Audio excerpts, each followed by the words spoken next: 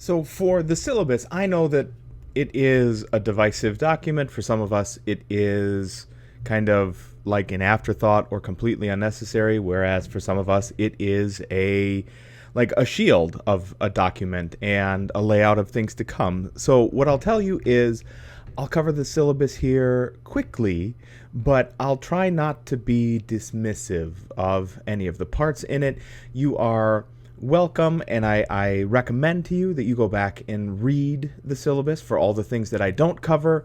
But these are here for a lay of the land, and I understand that a lot of students really prefer it to be that way. Like I'd mentioned before in the introduction, there's me, the instructor, Eric Wolf. This is a great way to get a hold of me. That is a live link. So if you click on that link on this document, the syllabus, you will be taken to whatever your mail application of choice is, and that'll send me an email. That would be fantastic. You can also always get a hold of me via my office phone, but this being the apocalypse, I ain't there. Even better is my cell phone. That's right here. You can feel free to use that. Please identify who you are, just like asking me a question. Is there homework due this week? That really doesn't help me out any. So just let me know, hey, this is Bill from CIS130, and here's my question. That will help me out tremendously, because otherwise I won't answer you. It's not that I have this great suspicion. It's just that this number is literally on wolfteachtech.com and a couple of other websites that I use to teach with, and every now and again lunatics find it. And I'm not saying you're not a lunatic. It's just I will treat you as one if you choose to remain an anonymous lunatic. Office location, that is not true. I am from an undisclosed location, freezing in my basement in Milwaukee, Wisconsin preferably. So you can try to access WTC, but I think you'll actually be chased out. Office hours, I'm happy to hold office hours with you anytime you need them. And we'll do them either over Zoom or Google Hangouts. Sometimes Zoom is just a little bulky. And Google Hangouts works faster and better. So whatever turns out to work for you, honestly, is fine by me. Credits, it's a 2-credit course. Lecture, that's 2. Lab is 0. I'm not 100% sure how they come up with those calculations, but there you have it. I am doing this recording on my Mac because it's where my good microphone is. And I cannot change this to online. So the one mistake you'll see here in this video that you won't see on the syllabus document itself is this is online and not face-to-face. I cannot change that. Some of the course objectives, you will be able to use Access, and really we can extrapolate that out to you will be able to use queries, reports, and forms to be able to work with information and massage information out of data. So that's all the things you see here. Navigate through the updated database window and take advantage of wizards and toolbars and controls. Oh my, all of those things are absolutely true. As far as the required supplies, this is technically speaking the textbook. But remember, the textbook is an e-text, which is really mostly comprised of videos and lessons. So it's called an Illustrated Microsoft Office 365 and Access 2019 Comprehensive. The 2019 part is important because there's a version of Access for 2016, and it's actually, frankly, it's not as nice. So this one looks a little bit more polished and a little bit more modern. All of this is available as part of the Cengage Unlimited subscription. If you did the subscription through the bookstore, that's fantastic. I believe below this video, it just depends where this video ends up in the list of things, but below this video should be a PDF for how you would gain access to the course, and you would do all of that through Eagle right here. But really, if you bought your Cengage Unlimited subscription at the bookstore, that's great. You have one fewer thing to do. Otherwise, you can actually buy access to it by following the links in that document as well. Recommended, because I can't tell you have to buy a computer, but really you are going to need a computer. There are assignments that cannot be completed without a local copy of Microsoft Access. And in order to have a local copy of Microsoft Access, you are going to need a Windows PC.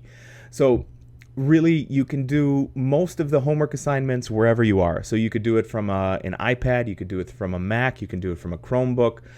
But there are 3 capstone projects. They're called SAM capstones. And those 3 projects require Microsoft Access to be installed locally on your machine. So the good news is you have access to Microsoft Office Suite by visiting office365.com and entering your S number at student.rockvalleycollege.edu. Credentials. The bad news is you will need to have a Windows PC. This is a true story. So I use Macs. I know I've mentioned that at least 2 or 3 times now here throughout this. And it occurred to me that I hadn't used my Windows PC in 2 years because I think they feel like poison. So I actually had to go and buy a Windows PC to be able to teach this class because it was too clunky for me to be able to access and record Access. So here we are. I actually did buy a Windows PC for this. Please, please, please. That is not me telling you to go out and buy one. Access really is not a very large program as far as Microsoft Office goes. So really any machine that's been built in the last 10 years will run Microsoft Access. And if you find that you have any issues downloading or running Microsoft Access, please don't feel like you can't reach out because I can help you walk through that process. Here is a rough layout of the course. 40% goes to the quizzes and the tests that you see in Cengage Unlimited. 15% for the competency checklists. Those are via the homework in Cengage Unlimited. Computer assignments. Those are other homeworks in Cengage Unlimited. Demonstration. You guessed it. Other homeworks in Cengage Unlimited. And finally, class participation. There will be 4 discussion postings through Eagle, actually, not Cengage Unlimited. And those will be worth 5 points total. There is no tomfoolery here in the grading scale, 90 and above, A. C is, I don't know what happened here. That's going the wrong way. But you get the idea. It is the completely and totally normal grading scale. One note to see here, in Eagle, you will see only an overall course average. So you will see a number out of 100. So 93 out of 100, and that will map to clearly an A.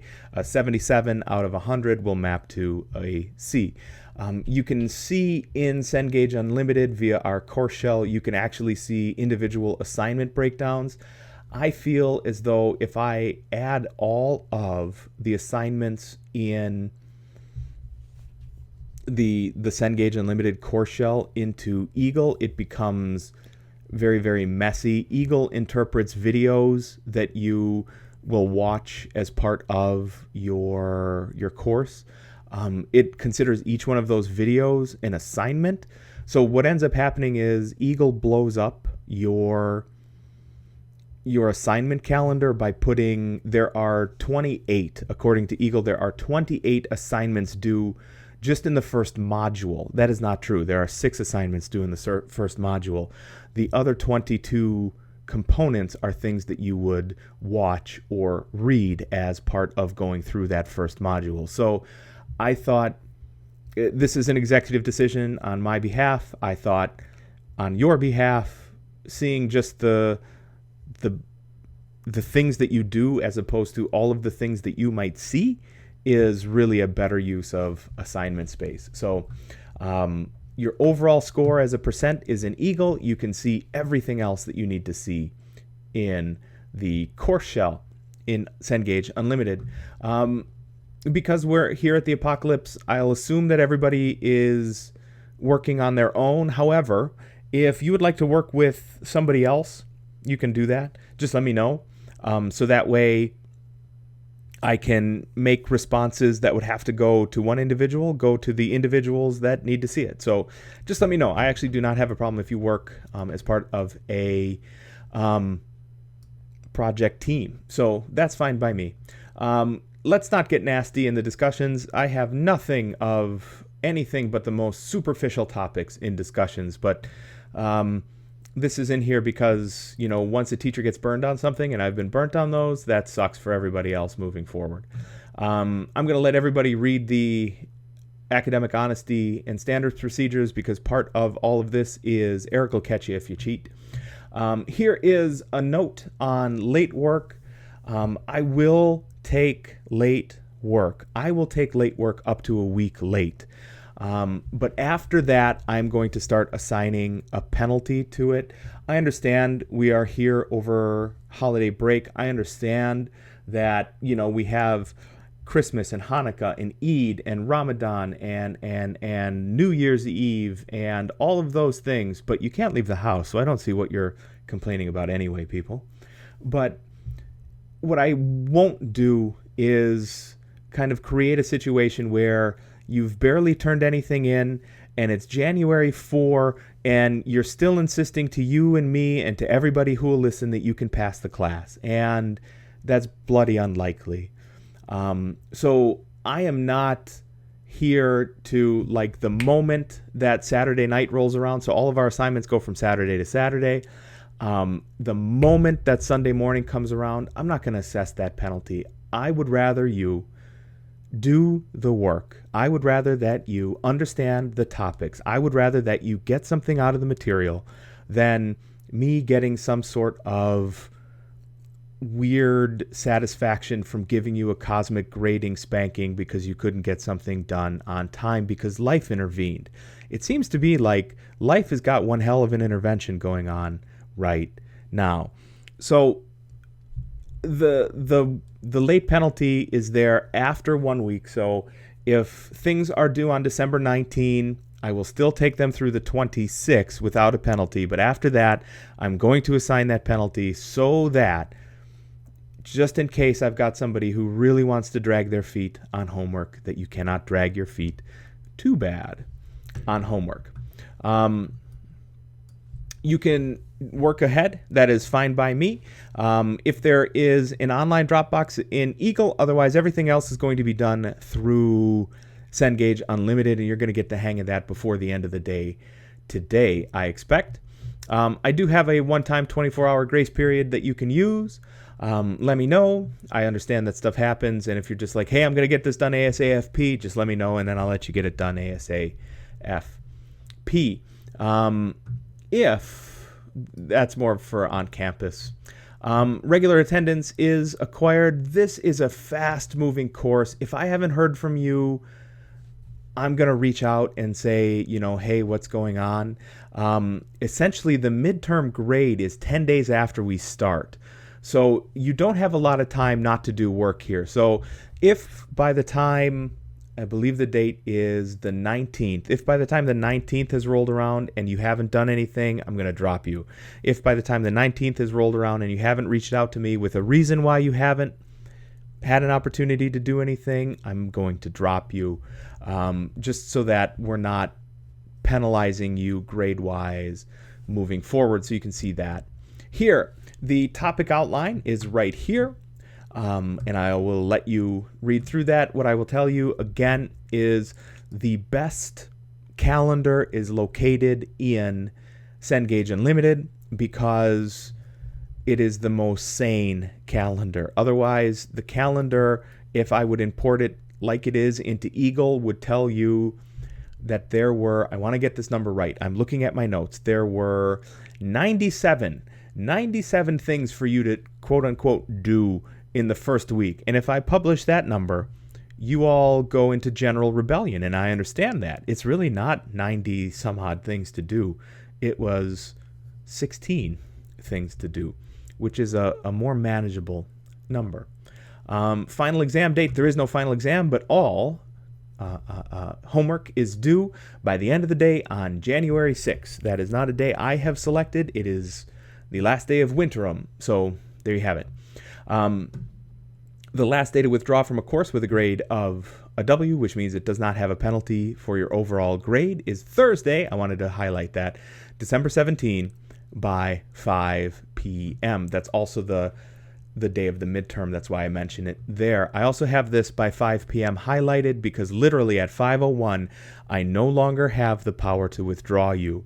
So this is a process that you need to undertake by yourself if you're going to withdraw from the course at that time. Way down here, in this course, the instructor will, however, administratively withdraw you at the midterm if you do not participate. Like I said, if by the time the first week rolls around you haven't signed in, or if you wouldn't have heard this anyway, or if by the time the first week rolls around you haven't done any of the homework, and here Thursday, December 17 rolls around and you haven't done anything, I'm going to withdraw you because that's going to help preserve your grade point average. It's going to help preserve your ability to take more classes again further on down the line.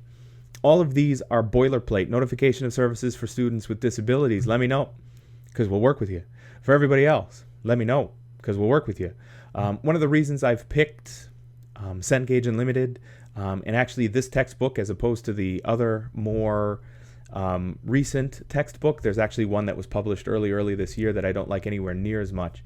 And that's because there's more reading and less video and video walkthrough content. But if you need anything, and I mean this for everybody, anybody, if there's something that would help you with the course, reach out and let me know, and I will investigate being able to do it. You get one opportunity to get the most out of a class like this, so I think we should make the most out of that opportunity and get you the most out of this class. Academic alert messaging. This suggests that if I think you're in trouble, I will, I don't mean in trouble, I mean like with the work, with the how things are moving, things of that nature. I will initiate one of these academic alerts because I think, and I am totally on board with these things, is sometimes it's hard to tell your instructor what's going on, but it's easier to tell a third party, if something is happening.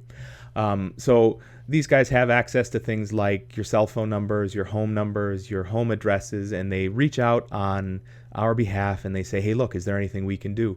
And I think that that's really a great program. Electronic devices policy. You're going to be at home, probably in your PJs, probably doing this in a ergonomically incorrect kind of a posture, the very same way I'm going to be doing it here.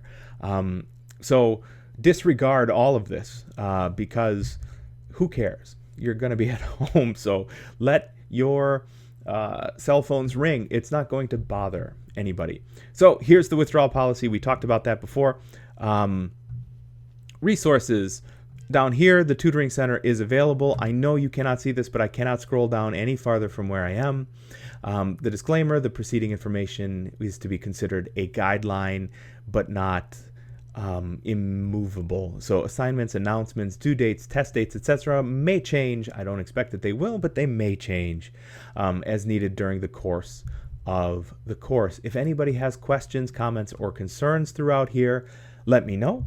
And we can talk about them. If not, that was the syllabus, and you can tuck this away and either look at it or never look at it again.